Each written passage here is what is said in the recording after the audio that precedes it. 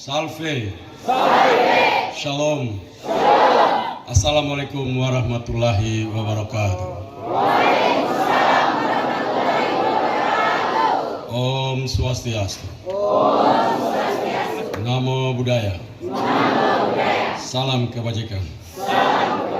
Terima kasih. Terima kasih.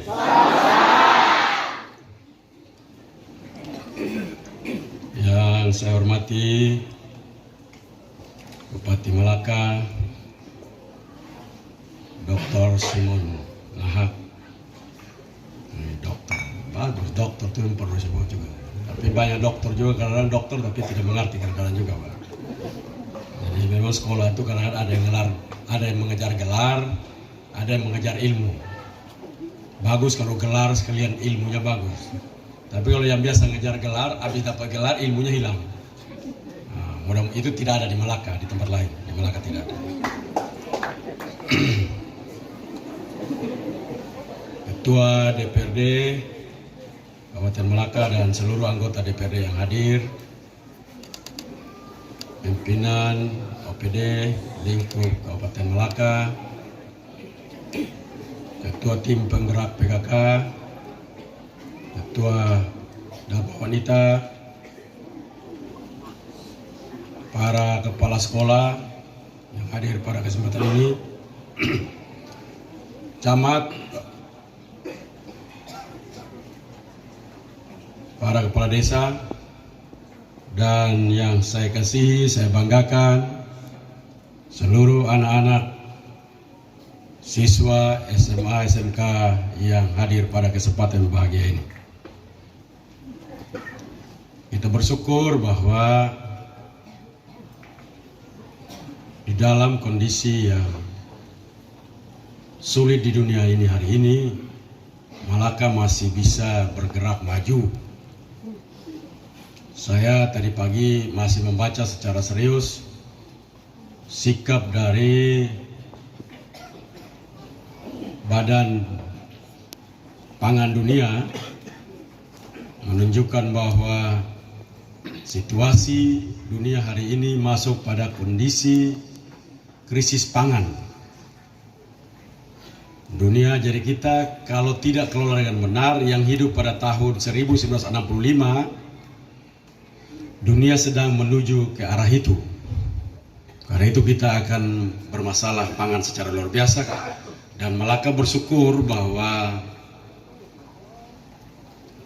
potensi yang begitu besar dimiliki, bila dikerjakan dengan baik, maka tidak ada masalah di kabupaten ini. Yang kedua, kita juga ketahui bersama bahwa Nusa Tenggara Timur masih dianggap sebagai, dan memang data realitasnya seperti itu, pendidikan Nusa Tenggara Timur masih jauh tertinggal dibandingkan provinsi-provinsi lain. Kita membutuhkan effort, kerja keras untuk mengejar itu. Kalau kita hitung pribadi-pribadi, pasti banyak sekolah, pintar. Tapi kalau kita ambil rata-rata, statistik normalnya masih banyak sekali kita masih bermasalah. Karena itu kita harapkan kerja-kerja kolaborasi yang disampaikan oleh Pak Bupati tadi itu bisa mampu untuk melakukan terobosan agar produktivitas dari seluruh program-program kerja dapat dilakukan dengan baik, sehingga Malaka mampu keluar dari kondisi-kondisi sulit, khususnya sumbangan terhadap Nusa Tenggara Timur. Menjadi manusia cerdas itu dibangunnya sangat sulit. Saya selalu bilang, kalau piara babi lebih gampang. Kasih masuk babi di kandang, kasih makan tiap hari, gemuk jual. Tapi kalau urus seorang anak itu sulit. Karena itu orang punya babi, urus babi 1000 pun tidak akan masuk surga. Orang urus 2 orang dia berhasil masuk surga. Karena babi tidak ada harga, kalau masuk surga tidak ada babi di sana. Tapi kalau urus manusia 2 orang saja dia mandiri, dia bisa sukses, orang itu punya harapan untuk masuk surga. Nah, itu kenapa itu sulitnya mengurus manusia. Dan kesulitan itu memang membutuhkan kerja-kerja seperti Bupati tadi sampaikan, kolaborasi dengan baik. Butuh di sana kesehatan ikut terlibat, butuh di sana pertanian terlibat, peternakan terlibat, perikanan terlibat. Tapi memang karena kita membangun SMA SMK itu dinas pendidikan jalan sendiri, tidak pernah kolaborasi dengan pertanian, kadis pertanian, kadis peternakan, kadis perikanan, bahkan kadis kesehatan. Nah, untuk kita bahas kadis kesehatan dulu. Tadi Pak Bupati bilang kolaborasi, jadi kita menjelaskan kolaborasi. Kenapa kolaborasi? Saya kemarin lewat Pak Bupati sudah minta Ibu Ketua Penggerak PKK untuk setiap 3 bulan sekali kerjasama dengan Dinas Kesehatan, baik provinsi maupun Kabupaten Melaka, untuk kita mengecek HB dari seluruh siswa khususnya SMP, SMA, SMK. HB-nya, BH-nya jangan dicek, HB-nya. HB, jangan BH, jangan dibalik, HB. Itu kadar oksigen di dalam darah, hemoglobin itu, HB. Mengapa ini penting? Kenapa penting sekali? Penting karena kalau HB-nya itu 11, 10, bagaimana kita mentransfer knowledge kepada orang-orang yang HB-nya 9, 10, 11? Dan data yang saya peroleh dari 2 sekolah yang dibuat oleh Kadis Pendidikan dan Kebudayaan Provinsi Nusa Tenggara Timur untuk masuk sekolah jam 5.30 pagi itu, yang jadi heboh satu dunia. Heboh betul, Kadisnya terkenal sekali. Saya bilang, kalau saya pikir mesti terkenal itu Kadis Pertanian gara-gara TJPS, tapi tiba-tiba muncul kamu ini terkenal satu dunia. Di Italia ditulis, Inggris ditulis, Amerika ditulis, di koran-koran besar, media-media besar tulis tentang NTT. Hebat sekali Kadis ini. Kita kasih tepuk tangan dulu ke Kadis Pendidikan. Ada komentar yang sangat luar biasa. Bodoh gubernur itu. Tidak memperhitungkan bagaimana anak-anak itu tidur. Kebutuhan anak-anak harus tidur 8 jam minimal. Saya baca itu saya senyum-senyum aja. Saya bilang ini orang otak tidak ada, ikut komen ini namanya. Siapa yang atur dia punya anak punya jam tidur? Mau tidur jam 5 sore bangun jam 4 pagi juga tidak ada urusan sama dia. Terserah. Yang kita butuh lo jam 5:30 ada di sekolah. Mengapa? Ini nanti berhubungan dengan kesehatan ini. Kami tes mereka HB-nya tuh 9, 10, 11. 9, 10, 11. Mayoritas.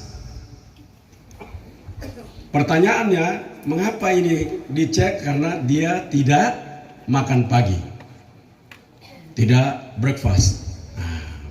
Tidak makan pagi. Kenapa tidak makan pagi? Bangun terlambat, sudah mepet. Tidak sempat makan lagi, langsung cuci muka yang lain, ada yang mandi, langsung menuju sekolah, sampai sekolah langsung masuk kelas, dan mulailah kita proses belajar mengajar tatap muka. Sehingga anak itu tidak sempat makan pagi. HB-nya jadinya di bawah. Akhirnya sekarang kita latih untuk makan pagi. Kita mulai bikin makan pagi. Dan makan pagi itu walaupun makannya sederhana, seperti tadi disampaikan oleh Pak Bupati, konversi terhadap beras adalah pangan lokal, sebenarnya bukan berasnya. Pemahamannya pada karbohidratnya. Jadi selama karbohidrat, beras, jagung, ubi, pisang, semua itu karbohidrat. Sorghum. Itu beda antara orang kaya dan orang miskin kalau makan begitu. Kalau orang kaya, kalau orang miskin kalau makan, nasinya gunungnya tinggi. Kita tegur dia geser-geser dulu, ada apa? Nah itu, nasinya tinggi, proteinnya 1 ekor ikan saya taruh di sebelah. Sambil makan nasi putih, cium ikan, makan. Sambil makan lagi cium. Sendok terakhir baru sekalian ikan. Nah, itu orang miskin. Tapi kalau orang kaya, proteinnya tinggi, karbohidratnya sedikit. Jadi kalau kita lihat di meja makan, kalau yang ambil nasi banyak orang itu, nah itu dia membesarkan perut. Jadi kalau perutnya besar, kayak Bupati dengan Wakil Ketua DPR ini manusia tipikal makan karbohidrat dua ini.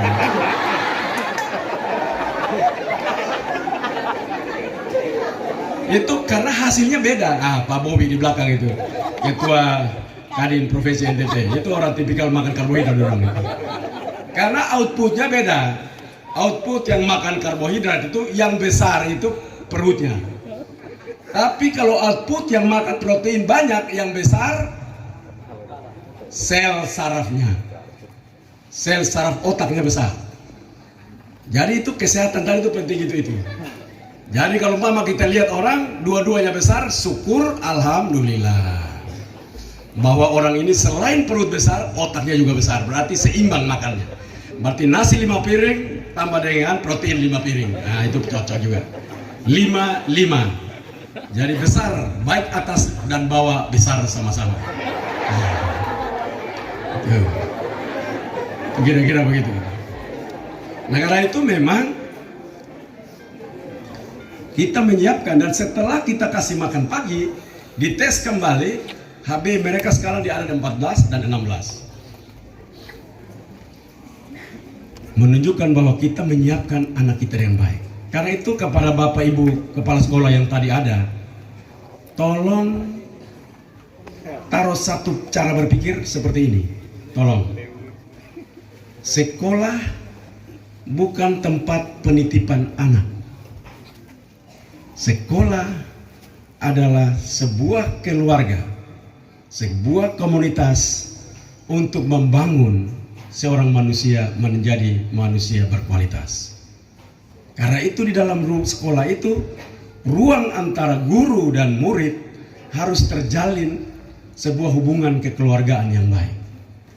Hadir di sini Pak Bobi Dianto adalah Ketua Kadin Provinsi Nusa Tenggara Timur. Beliau juga membuat sebuah sekolah yang sangat bagus, yang menurut saya kalau Pak Bupati Melaka, kita semua sekarang kami juga minta untuk kita berkolaborasi, sangat baik buat anak-anak di Melaka. Karena tidak mungkin kita start dari SMA SMK. Kita harus start dari PAUD, SD, SMP. Dan model yang dimiliki oleh sekolahnya Pak Bobi itu model yang sangat baik. Saya punya anak di rumah datang dari Rejua, Pulau Rejua, bukan di Sabu Rejua, Pigi lagi. Anak itu kalau kita panggil omong saja dia punya mata tunduk terus, tidak pernah lihat kita punya muka. Sekolah di SD negeri. Saya lihat ini tidak cocok ini. Satu saat saya diskusi dengan Pak Bobi, wah dia punya sekolah yang begini. Ya, saya bilang benar ini orang omong, tidak kita kirim ini orang sana dulu. Kalau tidak besok saya ketemu dia berbahaya dari saya.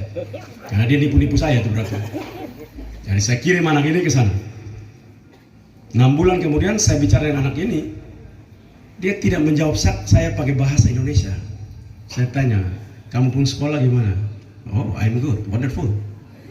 Wah, ayo mati, hai. Saya tanya pakai bahasa Indonesia, dia jawab saya pakai bahasa Inggris. Dan suaranya lantang, menatap mata saya dan percaya diri luar biasa. Ini menunjukkan bahwa anak ini berada di sebuah komunitas yang dilatih untuk menjadi manusia unggul. Itulah sekolah kita adakan. Itulah sekolah pada hakikatnya. Bukan kita menitip anak di sana, lalu kita juga datang anak ini sampai kita transfer dia knowledge, lu mau pergi sudah, mau terserah lu terima boleh, tidak terima juga boleh. Karena memang tidak ada anak di dunia yang bodoh. Yang bodoh itu gurunya. Jadi kalau ada murid yang bodoh,